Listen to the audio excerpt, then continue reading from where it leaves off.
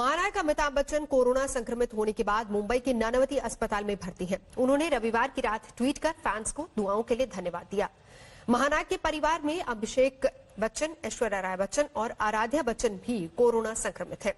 दोनों को घर पर ही होम क्वारंटीन किया गया है।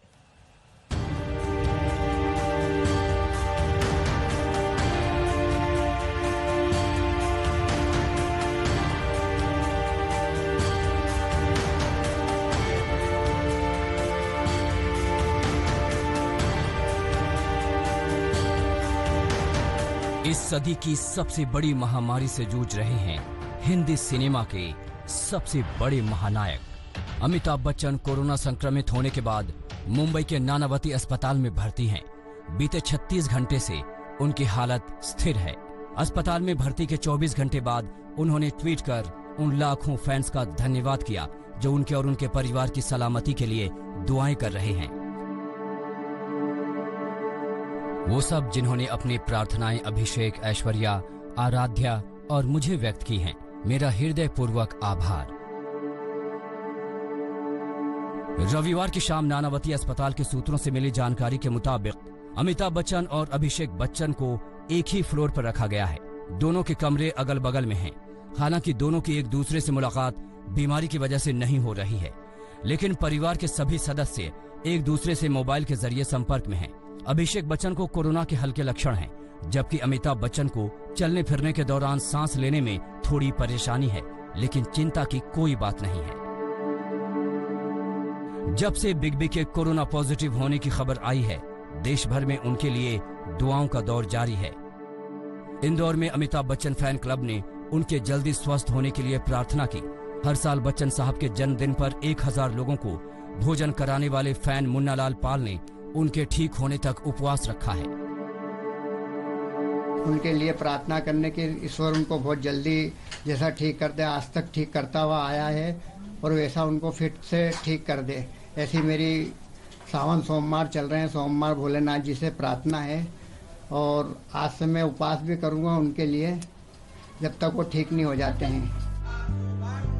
महानायक के होम टाउन प्रयागराज में प्रशंसकों ने बच्चन परिवार पर आए संकट को दूर करने के लिए भगवान से प्रार्थना की।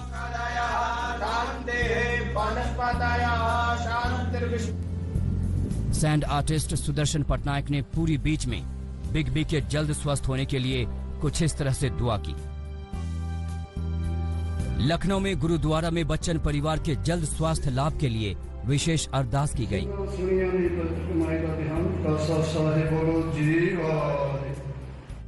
ऐश्वर्या राय और उनकी बेटी आराध्या की कोरोना रिपोर्ट पॉजिटिव आने के बाद उन्हें घर पर ही होम क्वारंटीन किया गया है, जबकि जया बच्चन की कोरोना रिपोर्ट नेगेटिव आई है। उनके स्टाफ का भी टेस्ट कराया गया है, जिनकी रिपोर्ट का इंतजार है। बीएमसी ने अमिताभ बच्चन के बंगले जलसा को सैनिटाइज करने के बाद उसे सील कर दिया है। मुंबई से विद्या के साथ आज तक ब्यूरो।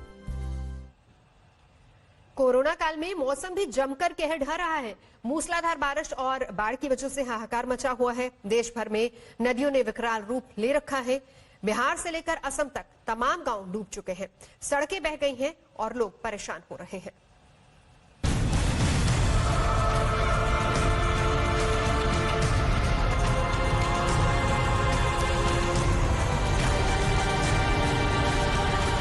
आसमान से आफत की बारिश और जमीन पर सैलाब।